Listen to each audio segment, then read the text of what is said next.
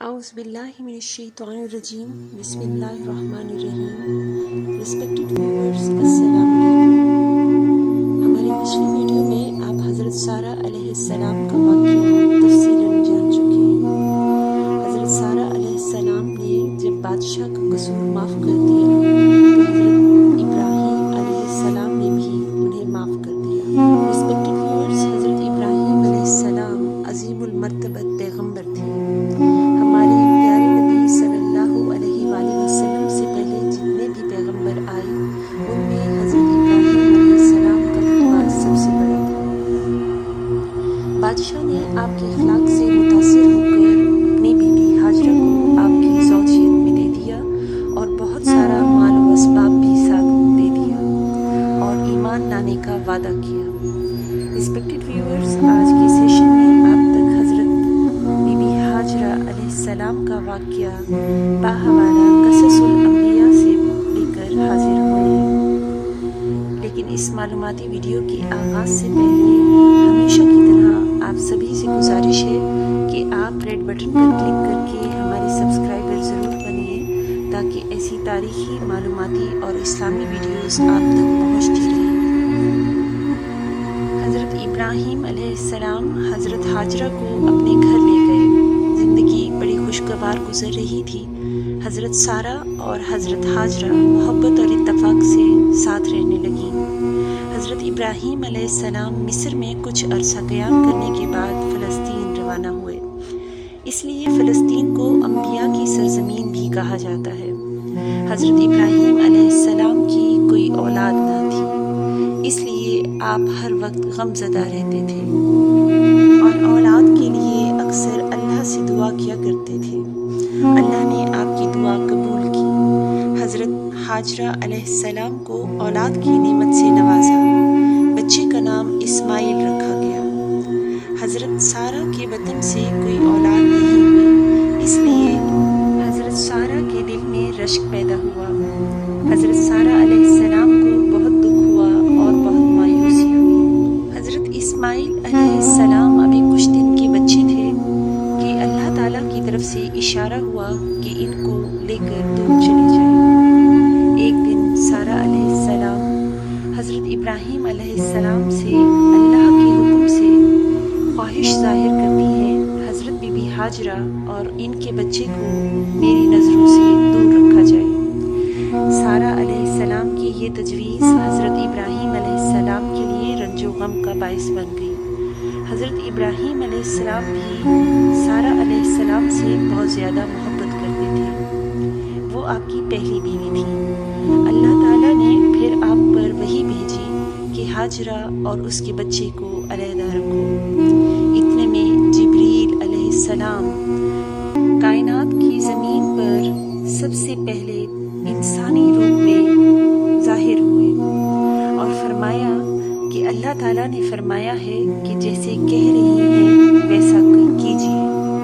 حضرت ابراہیم علیہ السلام نے فرمایا کہ میں انہیں کہاں لے جاؤں. اتنے میں جبریل علیہ السلام اونٹنی پر تشریف لائے. اس وقت حضرت ہاجرہ علیہ السلام کی عمر 20 یا 22 سال کی تھی. آپ ایک نازک پری شہزادی تھی. اللہ کی رضا کے آگے آپ ابراہیم علیہ السلام نے سر جھکا لیا. ایک روز آپ اپنی چھوٹی بیوی ہاجرہ اور ان کے بچے کو لے کر کسی انجانی منزل کی طرف روانہ ہوتے چلے گئے. چلتے چلتے ایک وادی میں پہنچے جہاں چٹیل میدان اور پہاڑوں کے علاوہ کچھ نہ تھا. ہریالی کا کہیں دور دور تک نام و نشان نہیں نظر آ رہا تھا. ایسے مقام پر پانی بھی نہیں تھا. زندگی بڑی کٹھن نظر آ رہی تھی. حضرت ابراہیم علیہ السلام نے اللہ کے حکم سے ایک مقام چن لیا اور وہیں پڑاؤ ڈالا. آپ اپنے ساتھ اپنا پانی کا ایک مشکیزہ اور کھجوروں کی ایک تھیلی لائے تھے.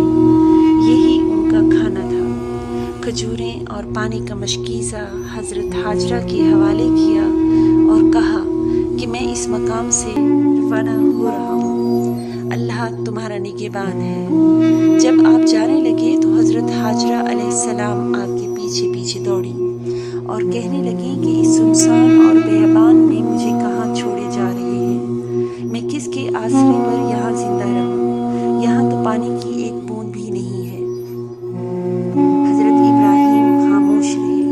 हजरत हाजरा ने बार बार इसरार किया तो आपने फरमाया कि मैं यहाँ अल्लाह के हुक्म पर तुम्हें छोड़े जा रहा हूँ। हजरत हाजरा नेक और इबादत गुजार थीं। जब अल्लाह का हुक्म सुना तो फरमाया कि अल्लाह मेरी हिफाजत करेगा और जिंदा रहने का सामान फराहम करेगा, मुझे आप यहीं छोड़ दीजिए। हजरत इब्राहिम अलैहिस्सलाम रवाना होने लगे तो आप देखती रहीं। हजरत इब्राहिम अलैहिस्सलाम ने इस जुदाई के मौके पर भी सब्र का दामन हाथ से नहीं छोड़ा, अल्लाह का हुक्म बजा लाया। आप अलैहिस्सलाम ने अपने प्यारे बेटे और बीवी को छोड़ दिया। ये घड़ी बहुत आजमाइश की थी।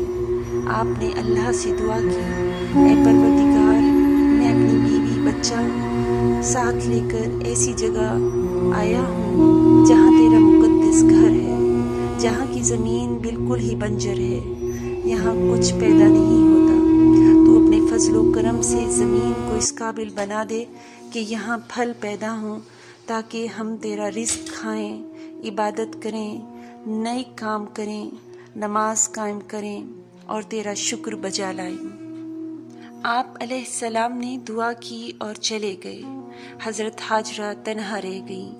पास में सिर्फ शीरख्वार बच्चा था।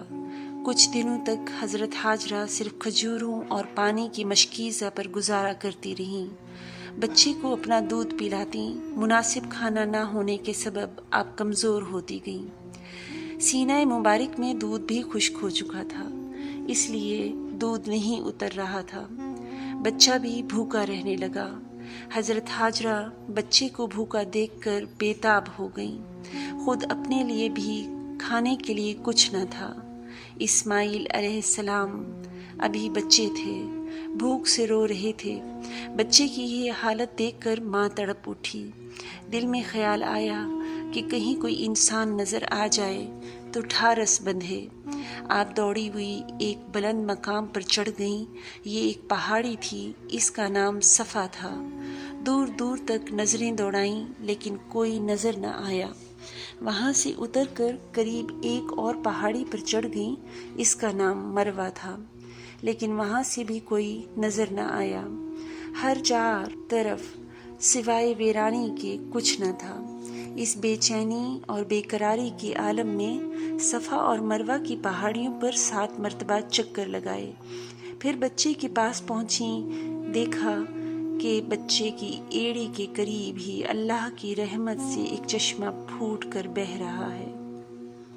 हज़रत हाजरा अलैहिस्सलाम सफ़ा और मरवा के दरमियान चक्कर लगाती रहती और अपने बच्चे की तरफ बगौर देखती रहती।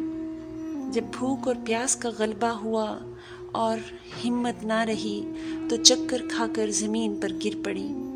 इसी असना में क्या देखती हैं कि बच्चे के पास एक इंसान ठहरा हुआ है। वहाँ हिम्मत बंधा कर पहुँची तो देखती क्या है कि वो एक फरिश्ता है। हज़रत इस्माइल अलैहिस्सलाम की एड़ी के पास अपना पर मारा और वहाँ से पानी उबलने लगा। उन्होंने चारों तरफ मिट्टी की डोल बनाकर इसको घेर लिया और मश्क में भी पानी भर लिया और ख़ुद भी पिया और बच्चे को भी पिलाया। पानी निहायत ठंडा और खुश जायका था। जहाँ हज़रत बीबी हाजरा ठहरी हुई थी, पानी निहायत ठंडा था, जायका भी खुशगवार था। जहाँ आप हज़रत बीबी हाजरा ठहरी हुई थी, एक रोज़ वहाँ से कुछ काफ़िला गुज़र रहा था। काफ़िले वालों ने दूर दूर से इंसानी नफूस को देखा तो उन्हें तजस्सुस हुआ। वो करीब आए तो हज़रत हाजरा और बच्चे को वहीं पाया। उन्हें पानी की ज़रूरत थी। हज़रत हाजरा से पानी तलब किया तो आपने ज़मज़म के चश्मे की तरफ से इशारा किया। काफ़िले वालों ने पानी पिया और मवेशियों को भी पिलाया। इसके एवज़ हज़रत हाजरा को खाने के लिए कुछ खजूरें पेश कीं और उस सुनसान बियाबान में रहने का सबब दरियाफ्त किया। ایک مرتبہ بنو جرہم کا قافلہ آیا، جب آب زمزم دیکھا تو وہیں پڑاؤ ڈال لیا اور رہائش اختیار کر لی۔ ان کے پاس کثرت سے مویشی بھی تھے۔ جوں جوں دن گزرتے گئے حضرت اسماعیل علیہ السلام بھی بڑے ہو گئے۔ قبیلہ بنو جرہم کے آنے کے بعد آبادی کچھ بڑھ گئی اور ایک بستی بن گئی۔ حضرت ابراہیم علیہ السلام کچھ عرصے بعد وہاں پہنچے تو دیکھا کہ علاقہ میں کچھ انسان نظر آ رہے ہیں۔ انہوں نے اپنے بیٹے حضرت اسماعیل اور بیوی حضرت حاجرہ سے ملاقات کی۔ اس طرح سے آپ علیہ السلام کے آنے جانے کا سلسلہ شروع ہو گیا۔ آپ حضرت حاجرہ کے پاس بھی رہنے لگے۔ حضرت سارہ بھی حضرت حاجرہ کی خبر لینے لگی۔